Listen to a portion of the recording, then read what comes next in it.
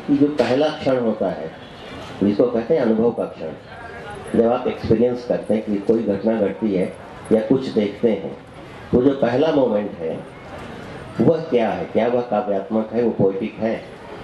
कहा जाता है ना कि मैं तो नाम नहीं लेना चाहूँगा कि बहुत सारे ऐसे स्क्रिप्ट्स हैं, ऐसे ग्रंथ हैं जो हो सकता है कि वो अर्थशास्त्र पर हो या राजनीति पर हो, लेकिन आप पढ़ें तो वो पोएटिक होते हैं।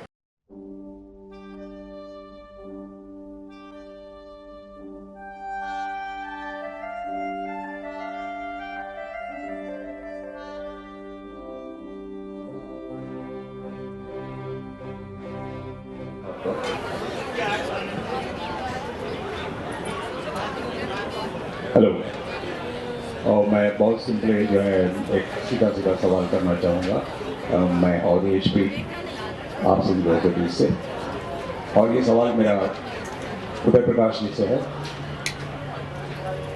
उदय प्रकाश जी कविताएं भी लिखते हैं, कहानियां भी लिखते हैं। प्रश्न यहाँ यही था, या जो विषय था वो ये कि कविता की राह में कहानी। मेरा प्रश्न आपसे ये है कि कहानी और कविता दो विधाएं जरूर हैं, तो ये विधाओं का फर्क सिर्फ आपको अलग अलग लिखने के लिए प्रेरित करता है अलग अलग विधाओं में, या कंटेंट ऐसा हो आपके सामने एक प्रश्न लेकर के आता है कि आप चुनते हैं कि इस विधा में इस कंटेंट को हम लिख सकते हैं? एक सवाल जो अक्सर लोगों के मन में ये आता है और मेरे मन में ये आता है एक लेखक के तौर पर, कि क्या ये विधाओं की जो आवाजाही है क्या सिर्फ कॉन्टेंट की वजह से है या फॉर्मेट में अपने आप को व्यक्त करने की वजह से है? शुक्रिया। नहीं, मैं इसमें ये कहना चाहूँगा बिल्कुल जी, आपकी कहानियाँ भी मैं लगातार पढ़ता रहा हूँ और वो कविताओं के बहुत दूर नहीं है, लेकिन यह ज़रूर है, शायद आलोक जी ज़्यादा बताएंगे, कि जो पहला क्षण होता है जिसको कहते हैं अनुभव का क्षण, जब आप एक्सपीरियंस करते हैं कि कोई घटना घटती है या कुछ देखते हैं, तो जो पहला मोमेंट है वह क्या है? क्या वह काव्यात्मक है, वो पोएटिक है? कहा जाता है ना कि मैं तो नाम नहीं लेना चाहूँगा कि बहुत सारे ऐसे स्क्रिप्ट्स हैं, ऐसे ग्रंथ हैं जो हो सकता है कि वो अर्थशास्त्र पर हो या राजनीति पर हो, लेकिन आप पढ़ें तो वो पोएटिक होते हैं, उनके भीतर कहीं ना कहीं पोएट्री होता है। आप गांधी को पूरा देखो, और गांधी की पूरी जो जो जो रणनीति थी, राजनीति, उसको देखो, बड़ी काव्यात्मक थी, बहुत पोएटिक थी और बहुत नॉन वायलेंट थी, बहुत अहिंसक थी।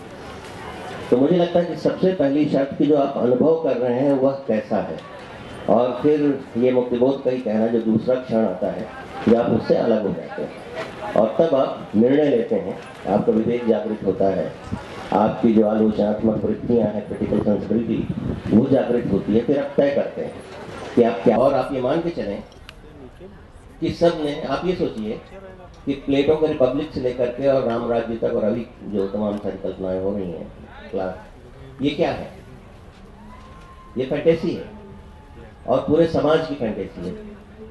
तो अब होता क्या है कि साहित्य में ये पहले आई, क्योंकि गाँव की भी आप किससे कहानी सुने, मैं छोटे से गाँव का हूँ, आप सबका भी संपर्क है गाँव से, तो लगभग सारी कहानियाँ फैंटेसी होती थी, और फैंटेसी ज़्यादा रियल होती है, ज़्यादा सच बताती है वो, क्योंकि बहुत सारी चीज़ें आप सच नहीं कह सकते हैं।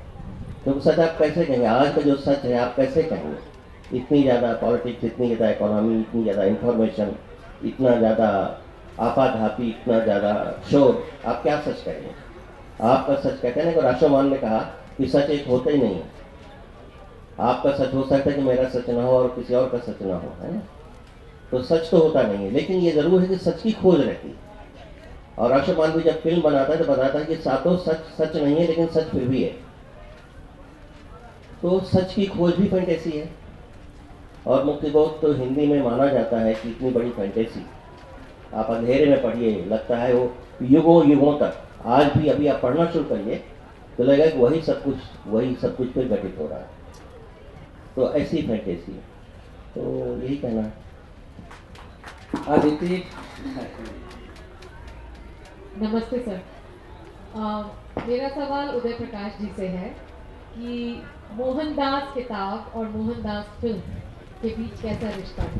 कितनी फिल्म किताब से जुड़ी हुई है या कितनी जगहों पे वो किताब से अलग हो जाती है?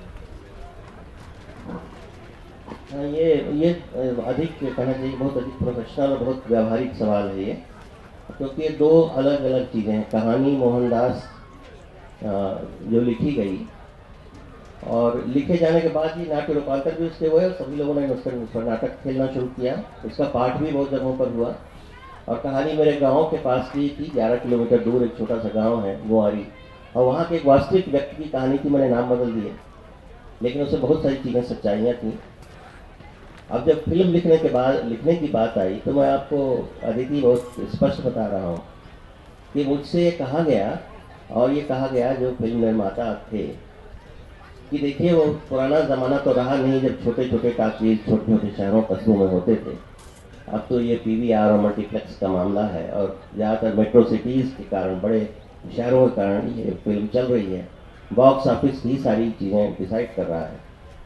तो उन्होंने कहा कि इसमें कुछ ऐसा करिए कि एक पात्र ऐसा हो जिसके साथ अर्बन माइंड, जो शहरी दिमाग है, उससे रिलेट कर जाए। तो उसके लिए क्या है कि सबसे ज़्यादा पॉपुलर क्या है, टेलीविज़न है। तो ये चुना गया कि नहीं, एक करेस्पॉन्डेंट होना चाहिए।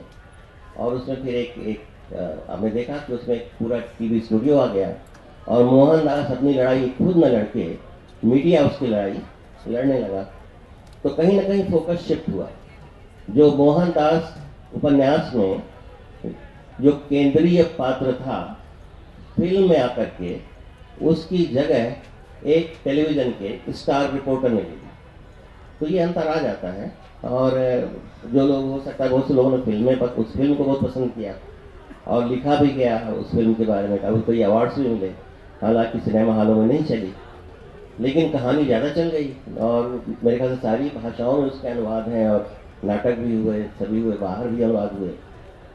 तो ये है, और ये तय करना पड़ता है। कई बार मन नहीं होता कि हम अपनी लिखी हुई चीज़ को नष्ट करें, लेकिन यह भी मान लेना चाहिए कि दोनों अलग अलग जॉनर हैं, और उनको स्वीकार करना चाहिए और कोशिश करनी चाहिए कि हमने जितनी अच्छी कहानी लिखी है, हम कोशिश करें कि फिल्म के लिए भी उतना ही अच्छा एक स्क्रीन प्ले या स्क्रिप्ट लिख सकें।